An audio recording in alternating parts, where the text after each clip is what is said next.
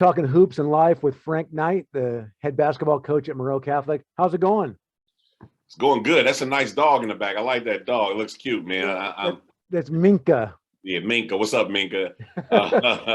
I'm doing good. I love talking to you about basketball, Dave. It's all we always have a good time when we get a chance to talk. Well, one thing I hate talking with you about is the fact that your voice is way better than mine, and I don't like having the guests that blow the host away. I appreciate it. Thank you. I had to reach out to you because I would have gone on Saturday if I didn't have a commitment with Sac State football, but you had the first Oscar Frayer Invitational, and it was clearly an emotional experience for everybody involved. What about for you honoring your former player? It was emotional, especially see it all come together. We had been planning it for months, and I had a committee we put together, 10 people at the school who were highly connected and can get stuff done at the school. And we went about this. We had 5 or 6 meetings, just trying to make sure that this would go to, we would throw it the right way, first class way. And I kind of wanted it to end at the beginning. It's like, okay, cool, we're here. Now it's going to get started. Let's just get through it. We want it to be good. And then, of course, at the end, it was just an accumulation of all the work and effort we had did to put it together. And it was just amazing to see so many volunteers and workers giving up their time to come help and cook and work the snack bar and, and be ushers and DJ and, run around stats to people and, do the color commentating and the play-by-play and all that stuff. It was just, we had Adam Copeland come from KNBR, who's a alum Moreau and used to call our games back when he was working here, and kind of gave him his pipes, in terms of trying to do radio. So he did 2 or 3 games. So just to watch all that come together was amazing. And Bianca, Oscar's mom, she was touched by she said, Frank, all these people are here because of my baby. And I'm like, yeah, it's crazy. You know what I mean? But she was in tears and, we were all emotional. We didn't tell her until she got here that we were going to retire his jersey. So she had no clue. And when she got here, she broke down in the hospitality room when we told her. So he's the first and only jersey we've ever put up in the school history in any sport. For those not familiar with the story, March 23rd, just a couple of days after playing the NCAA tournament, Oscar Frayer, a former Moreau Catholic player, tragically died in a car accident, I believe in Lodi, up in that area, colliding with a CHP vehicle. How did you find out about this? I found out in a weird way. I got a couple phone calls the day the morning after. The day before, I actually talked to Oscar twice the day before this accident. He called me and was like, I'm in town, coach. We flew back to Grand Canyon yesterday. Coach Drew gave us 4 or 5 days off before we do our final meetings. I came home real quick to see everybody, basically to take his victory lap. He got to the tournament, right? And he wanted to connect with me. And he was like, I'm at this Chinese place in San Leandro. I'm eating right now. Can you open the gym? I'm like, dude, open the gym. You just got through playing in the NCAA tournament. And then at that time, I'm like, Oscar, you're from Arizona, brother. It's no gym in California that's open, period, though. It's in the middle of COVID. Like, nothing is open, son. And he was like, all right, well, I'll catch up with you tomorrow night. I'm like, okay, perfect. And it just so happened later on that night, I took my son, Trey, with me up to watch prolific practices in Napa. And I posted something on my Instagram about it, like pictures of it and stuff. And Oscar called me immediately. I thought it was no gym open in California. Looks like you're in a gym right now. And I'm like, Oscar, this is prep school in Napa, a whole different thing going on. I'm just bringing TJ up here to practice. To watch practice a little bit and stuff. And he was like, all right, Knight, I'll catch up with you tomorrow. And for real, I'm like, okay. And then the next day, I didn't hear from him, but that wasn't unusual. And I got a call, random call. I was actually on the golf course at that point. And I got a random call. And somebody was like, Coach Knight, have you talked to Oscar? I'm like, yeah, talked to him last night. They're like, oh, okay. Well, just check on him. Make sure you talk to him, blah, blah, blah. I'm like, okay, I will. I'm like, whatever. I'll talk to him, I didn't even stop golfing. I kept golfing, paid no attention. And then like 30 minutes later, I got another phone call. Have you talked to Oscar?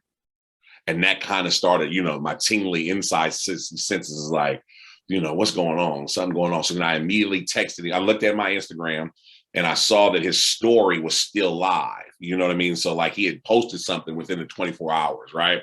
So that made me feel good. So then I just texted him. I'm like, hey, let me know when you're gonna come by, man, so I can be home or whatever. And he, no response. So I kept golfing, and then like I kept looking, no response. He didn't even look at it. You know how you can tell on Instagram when somebody looks at your message. He hadn't even looked at it. So I'm like, okay, what's going on? What's going on? And then probably time I got to like the 13th or 14th hole, I got another phone call from somebody who works here at Moreau. And he was like, Frank, have you talked to Oscar? I'm like, no, but you're like the third person that asked me that. And they were like, well, we're hearing that he was in a car accident last night. I'm like, well, let me know where he is. Let me know what hospital. Let's get there. Let's find out. Let's start calling all the hospitals. And she was like, no, Frank, it's no hospital to call. He didn't make it. And I just broke down right there on the golf course, man. I got in the cart and just started driving. I don't even remember how I got back to the clubhouse, but I know they thought I was crazy, crying, just trying to get back. I called my mom. My mom was devastated, and man, so then I called Bianca, no answer, of course. So I called some people who were around Bianca, who I know she would have around her. That's Oscar's mom. And they told me that they hadn't seen Oscar or Andrea since they left last night.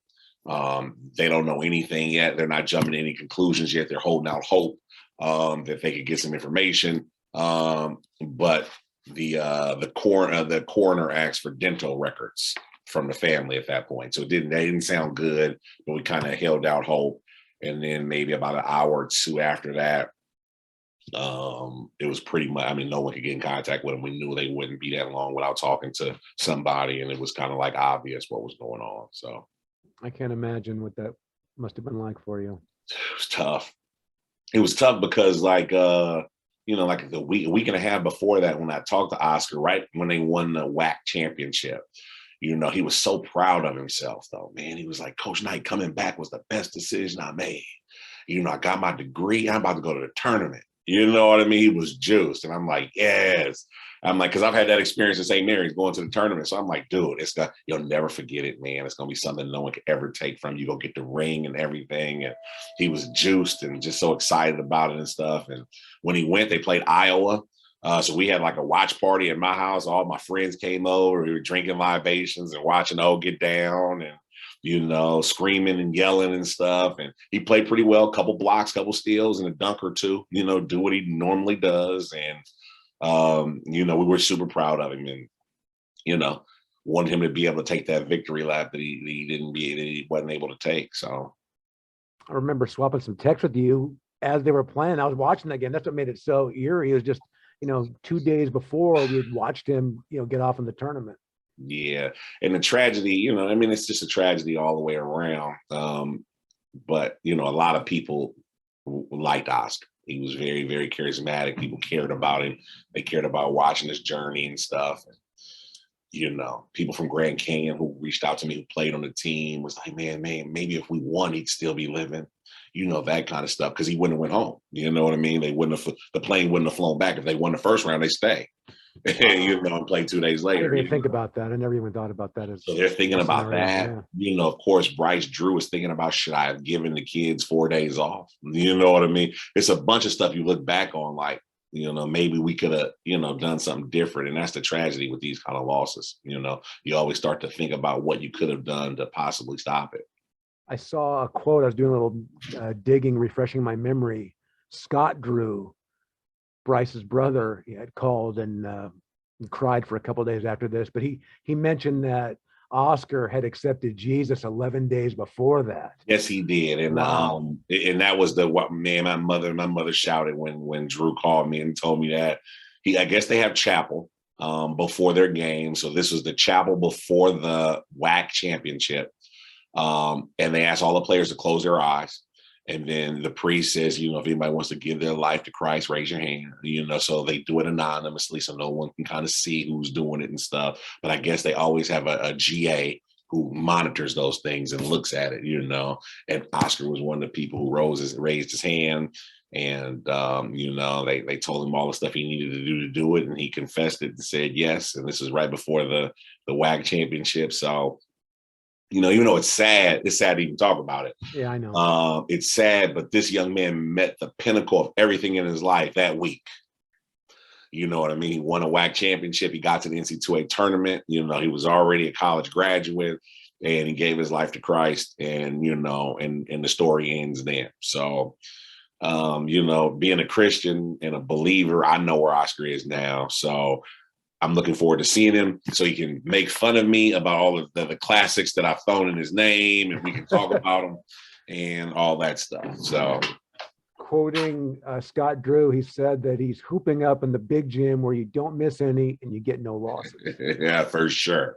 There's definitely some basketball going on, and he's up there playing for sure. And dunking on fools. And dunking on people with ease. Yes. Hey, what kind of player was he? I sent you a game from 2015. He's just a sophomore. That was that young group you had with Damari and him. So the team was just starting to build as it becoming a really good program with Oscar as one of the cornerstones. Yeah, Oscar was one of just those electric kind of guys, man. I mean, it's hard, it's hard to try to kind of put into words exactly what he did, because he did so much on the floor. He was super athletic, which means he guarded the basket. Like, people were scared to come back. He would goaltend and block shots and bad shots all over the place. And as he went, he became a better three-point shooter as he played. So the more reps he got, the better he got with shooting. He actually came back. We do a alumni kind of like scrimmage every year, the week of Christmas.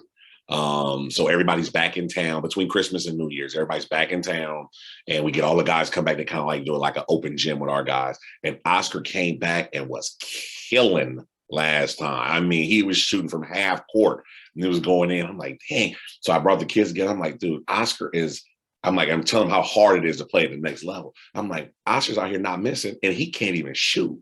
Like, if you look at the percentage, he's not a great shooter, but he's out here not missing, right? Just trying to prove to the guys how hard it is to play at that level. But so he shot it better, and he became a better. I think he was WAC first team defense 3 out of the 4 years he played. So he's a good defender.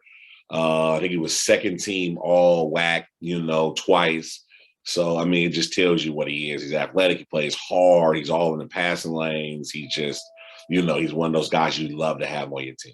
I think he's the school's all-time leading shot blocker, too. Oh, yeah. That wouldn't surprise me at all. But he's not a 6'10", 6'11" guy, that's you'd expect to be blocking shots. No, we gave him the goaltend rule. When he got here, we told him, we're like, Oscar, we don't care if you goaltend. Go up and goaltend every single time. If it's in the rim, just knock it out the cylinder. Who cares? They'll get 2 points, but I guarantee you they'll be scared to come in there. And then what happened was, early, the refs in our league were calling goaltending all the time. They had never seen athleticism like that in our league. You know what I mean? And then by the middle of the league, they were letting everything go. It was crazy because they were enjoying it. They were like, wow, this kid's getting up. I mean, he's blocking people's shots, and the team is saying, go, and go, and we're like, keep doing it, and it started off with that, and it ended up, him being one of the best players we've had here. So, accolades, why? I mean, I think Damari might have a little bit better statistical record than him over the 4 years, but I mean, Oscar played in 3 straight North Coast section championships. He played in a NorCal championship in which he won. He went to the Open twice, the Open division in California twice. He was ranked in the country one year when he was on the team. We ranked number 11th in the country when we beat Sierra Kane, who was number 1 in the country that year. I think he's our all-time block leader here at Moreau. So, I mean, he racked up quite a stat line while he was here in the 4 years. In reading the impact he's made, not just during his life, but after life, I saw the quote you had about his nephews and the blessing they get to have, moving forward, going to college. When Bryce Drew called me and told me that, because when it happened, the word here in California, of course, was getting around, but it hadn't got to Arizona yet. So people were just starting to get the word of what happened in Arizona. So, of course, Bryce Drew's first call was me and was like, are you, Coach Knight, are you hearing this? I mean, what's going on? Have you talked to O? And, I'm telling him, I'm keeping him in the loop every time I'm in the loop, about what's going on and stuff. And Dave, hold on, let me get this door real quick. Dave, what was your question again so I can make sure I get it right? Oh, no problem. Just asking you about the impact he has after life with his nephews getting Oh, together oh, oh, on yeah, the yeah, full yeah. ride. So once we confirmed that he was deceased and stuff, and Grand Canyon started to move to do some things, and we started to move to do some things. We actually hosted his funeral here on campus, outdoor, beautiful outdoor ceremony. They broadcasted it online and stuff. It was great. But once we started to, it was real. Bryce called me and was like, Frank, I want to do something, but before we announce it, I need to talk to Bianca to make sure it's okay before I put it out there. And I'm like, okay. So Bianca really wasn't answering her phone. She shut off her phone at this point. So I was kind of like the mediator between the two of them. And he was like, Grand Canyon wants to offer all four of Andrea's sons, full rides to Grand Canyon. So his sister, who also died in a car crash with him, her kids, all four of them full rides at Grand Canyon. I literally was crying on the phone as he said that. I'm like, that's crazy. Because as a person who grew up in the hood, I understand what that means, the impact of that. They may not understand that I think the oldest one is 9. They don't understand that, but I do. You know what I mean? You get a degree from there, change your whole life.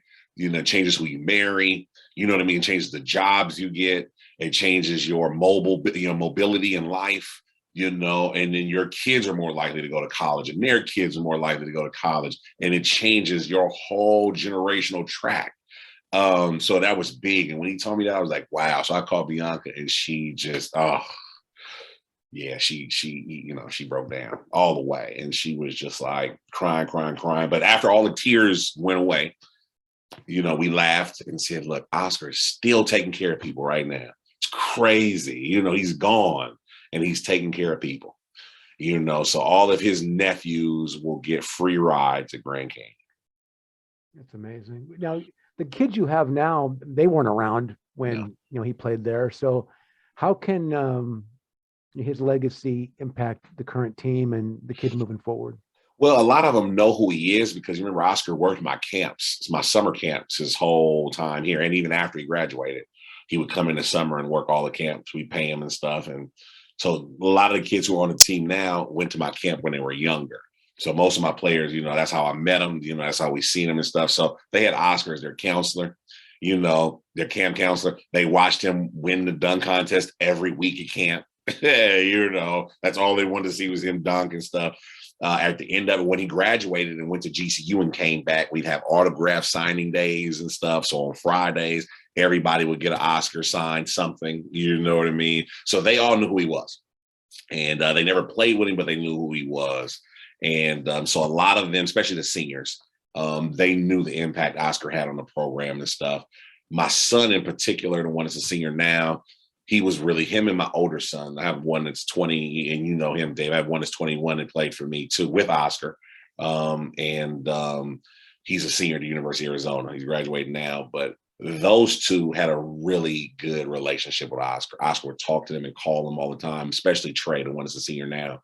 If Trey had a bad game, Oscar would text him and be like, keep your head up.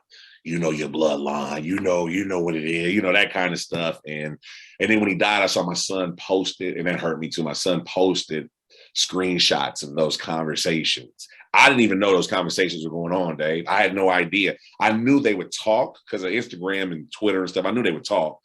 I didn't know that, because I'm not going through my 16-year-old son's phone, but I didn't know the in-depth of the conversations they were having until my son posted them online. And that touched me. Was it hard to play that game? He was looking out for my babies.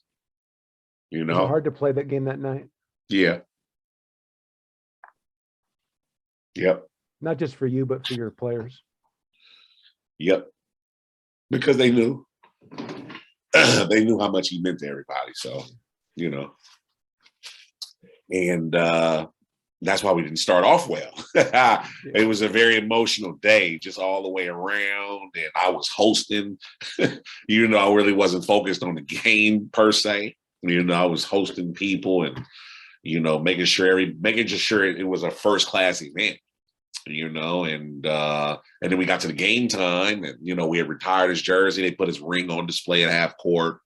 They read a poem and stuff, and then we played the game. And shoot, the game was secondary at that point. And we started off slow and got down. And then at halftime, I kind of reminded the team, I'm like, dude, you're not playing this for me. You're not playing this for you, really.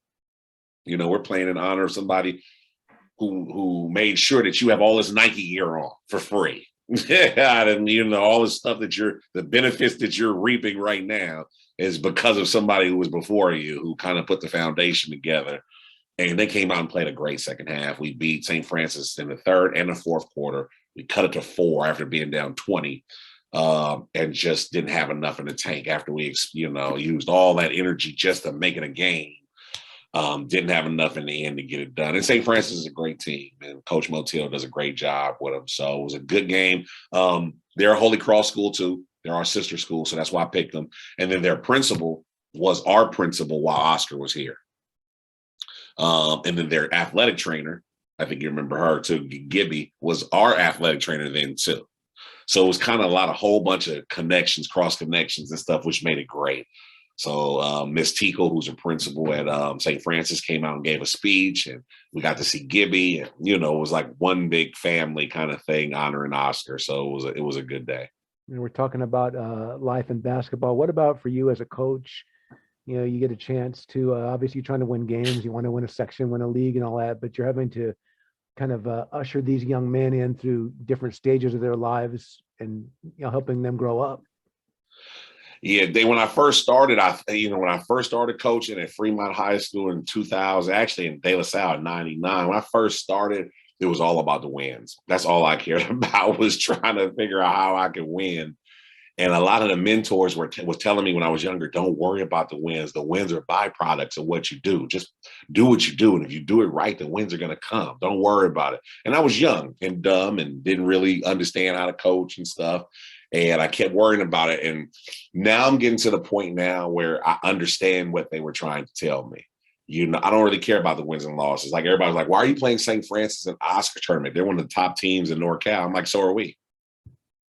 Who cares about a win or a loss? It's about the journey. What can we do to get better? If we beat them, it's a great win. If we lose, we learn from it. And we make sure we win that game in March if we have to play them again, So it's really about helping these young men. That's what I've really learned over my time coaching, just trying to pour into as many kids as like Oscar and Damari and Terrell and Kyrie Walker, who's now playing with the Wizards. Just a bunch of those kids in their journey. And when you pour into them, it works out all the way. That's how God works. You don't have to worry about that. He takes care of the rest. So I've really shifted my focus on development of young men and, being where you're supposed to be, being a man of your word. When you say you're going to do something, do it. Even if you don't want to do it, just do it that time. Yeah, you know what I mean? It's just it's the right thing to do. You know what I mean? And, I try to explain life lessons to them through basketball. You know what I mean? We should block out every time, not because we have to, but because that's what we should do. Because the one time that you don't will be the one time that it matters. You know what I mean? So, and we talk to them like that, all our coaches, we talk to them like that all the time, because they're going to grow up and be husbands. You know what I mean? They're going to grow up and be somebody's dad. They'll grow up and be somebody's boss. And, really the only thing you have is, your word, your integrity, and what people kind of, believe you to be. So we talk about a lot of those things. And the basketball just takes care of itself. How hard is it coaching your sons? That's one of the toughest. That's what, again, and I'm learning. So this is a learning process. So I coached my oldest one and my second oldest one. I started an organization called Night Basketball Academy. So I coached them all the way through. And then I got them both through Moreau right now. One's a senior. And what I learned from that is I need to not coach my sons. So my next son, who is 10, does not play for me. He plays for Allende Ubaca. I don't know if you remember Allende. Oh, yeah, Cal. Yeah, he has a team called Court Vision. So he plays for him. So I put him in good hands. And that's what I plan on doing now. Putting my kids in good hands. People I know what they're doing, and just get out the way. I come to the game and watch. I love it. They come home and like, Dad, can you talk to Allende? Nope. That's not for me to do. That's for you to do. You got to figure that out, But it's tough to coach your kids because everybody thinks what you're doing has something to do with them being related to you. and it's hard for them to earn their respect. One thing for TJ has been decline for him, Trey, is that he thinks all of the acknowledgement that he has now is based on the fact that he's my son and not based on the fact that he's good enough. You know what I mean? So imagine that. Imagine being in a body where you think you're good, but the only reason you think people think you're good is because of who your dad is, right? So it's a constant struggle with him trying to basically show people that he's good. And that's tough. That's tough to be in, you know what I mean? So next year when he goes off to college, wherever he goes, that'll be a relief for both of us. He'll get to go play for somebody who's neutral and, whatever happens kind of thing. But it's tough because you can't, for some reason, the lines get blurred between dad and coach. Now there's been times where he told his mom on me. I'm like, really? You're gonna tell on me? Like he told to tell his mom that he didn't like that I ran him or something, something when he was like a sophomore, freshman and stuff. And I'm like, and his mom calls me and I'm like, first of all, are you calling? Who are you calling as? I need to know who I'm talking to. Are you calling as the disgruntled parent or like or my wife? What kind of conversation are we having right now, right?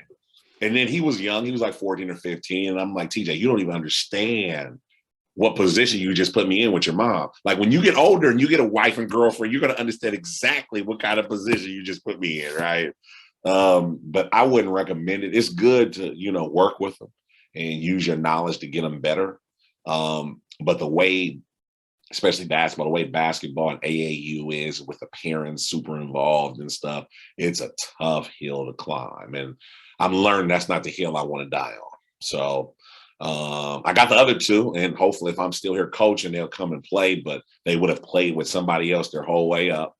And when they get here, we'll just have to figure out those 4 years when they get here. So now Shea wasn't a star player, for you. He was a role player, on your squad. What was that dynamic like when he's just a nice kid on the team? I will say this: if you have a choice with coaching your sons, and Coach Blackwell told me this a lot, that's why I should have listened to the veteran coaches. Coach Blackwell was one of the most famous coaches around back in. He coached in Capolindo back in the 90s for years, and he had three sons. They all played for him. They were all really, really good too. And he saw me at a St. Mary's game because he's a big time St. Mary's fan. He saw me at a St. Mary's game, pulled me to the side, and he's like, Frank, the toughest thing in the world is coaching your son. Now, if he's really good, it's the worst thing that ever happened. If he's bad, it's bearable. But either way, it's not good. Either way, it's not good. Yeah. So Shane wasn't bad. He was a coach's son. He took charges. He blocked out. He dove on the floor. I think he might still be the only person I know who had a highlight reel of like charges and steals and diving on the floor and stuff because he played really, really hard. He wasn't super athletic, but he played on a team with, like I said, he played on a team with Oscar and them and Terrell and them. Ray, you're not going to get on the floor. And then when they graduated, he still played with Damari and Devin and those guys, some really good players. So he struggled to get on the floor, but his senior year, he got some time. I think he was like 7th or 8th man his senior year. And he was a rock. And then the crowd loved him because I didn't play him. So they were like all behind him, like, put Shane in. That was a chant all the time. Put Shane in, because they loved him. He's very charismatic and smart and stuff. So he wasn't good. So that was a little bit different. He graduated. Now he's a senior at University of Arizona. He's getting ready to graduate with 2 degrees in 4 years. He's getting a BS and a BA. And now he's going to law school. So he wants to get into criminal and civil law. So I'm hoping that works out. I'm not paying for that one. We paid for it. He's going to do student loans for this one. So you got to be very proud. Yeah, I'm super proud of him. He's done a great job. And he's won a couple intramural championships at the University of Arizona. He did a scout team for the girls for the University of Arizona girls. So their coach was awesome. The girls coach at University of Arizona, awesome coach. She went to the rec center and just basically recruited like 7 guys. It was like, we want you to be the scout team. You get all the free gear. You get all this stuff. You just come. You get a scouting report. You go over to scout while we're watching film. As soon as the film is over, we come out. You become the team. You know what I mean? And that's all we need you to do. And he did that for a whole year. Loved it. He was like a manager, walking around campus with the University of Arizona gear on. He was like, Dad, the people think I play for this. He said, Dad, the people think I play on the team. And I think she got coach of the year last year because I think they went to the national championship and lost. Adia Barnes. Coach Barnes. And she does a great job. But he was on her scout team for, I think, 2 years. The year before COVID and then the year during COVID. So he was like, Dad, she's a great coach. So we learned a lot from her too. So if he wants to go into coaching one day, maybe he can do that too if he wants. Now she took that program from nowhere, to becoming a player on the national stage. Oh, yeah. Hey, we got to get you at a St. Mary's game again. When you kind of come by and visit and do a little halftime interview with us. I was looking too. The crazy thing is I was trying to come on next Tuesday, because one of my guys is playing against St. Mary's. So he's at Stanislaus State. He's starting as a freshman. I guess they play St. Mary's next Tuesday at St. Mary's. But we have a game here at home, so I can't go to that one. So I usually always make it to the Gonzaga and the Santa Clara home games. Those are the games I try to get to every year. And then I think when Damon was at UOP, I used to make that game too because Damon was my buddy. And then when Lamont was at San Diego, I would watch that too. I would come to that game too. So I think I'm going to go to Gonzaga and I'm going to go to Santa Clara. And I might go to San Diego because they have a young man, Bryce Monroe, on the team whose dad is a good friend of mine. And I followed him for a while. So I might try to come out and watch that one too, for sure. Didn't he play one of the high schools in San Francisco? Reardon. Yeah, he played at Reardon. Very, very good player. Yeah, played at Reardon. Then he went to Sam Houston, was like freshman of the year there in that conference. And then he transferred to San Diego. So this is his first year in San Diego right now. So always love catching up with you. The West Coast Conference is loaded, Dave. I try to tell people we're better than the Pac-12 this year, no doubt. I mean, you think so? Top to bottom? Well, at least the first five are good, right? The first five are good. I mean, Santa Clara is really good. A friend of mine told me this is the best Santa Clara team they've had since Dick Davies been there. Now, their big guy, I guess, is sick. So he's in and out. I guess he'll be back in a couple weeks. But I heard they're really, really good. BYU is a monster this year. Don't ever sleep on BYU. And Randy does a great job every year, so we know they're going to do what they do. But the top half of that conference is brutal. USF having a great year. With Golden, St. Mary's guy, and Golden. I don't think they lost yet. I think they may have lost. Maybe once or something. But Golden does a good job too. So that conference. Whew, it's not what it used to be. It's not what it used. Some tough times there now. Hey, you do a good job where you do it, man. It's always great catching up with you. For sure. Always good to talk to you, Dave. I like it. And we've developed a great friendship, man. I remember when you were on Dancing in the Stars. You were doing your thing, and I was pumping you up as you was going. You know what I mean? I was juiced. I was telling my wife, my boy about to win Dancing in the Stars, and she's like, where? I'm like, in Contra Costa County, like it's important, right? The Livermore version of it. The Livermore version of it. But, it's always good to talk to you, man. It's, even when you were coming down and doing those games, man, those Comcast games, we would pack it out with Oscar and pack it out. Wouldn't even be enough room for your risers and stuff. It was just great. It was electric in the crowd. You guys did a great job. And, Oscar has a huge part in a lot of our journeys that we will remember forever, that shared time, you know what I mean? And I appreciate you and your friendship, brother.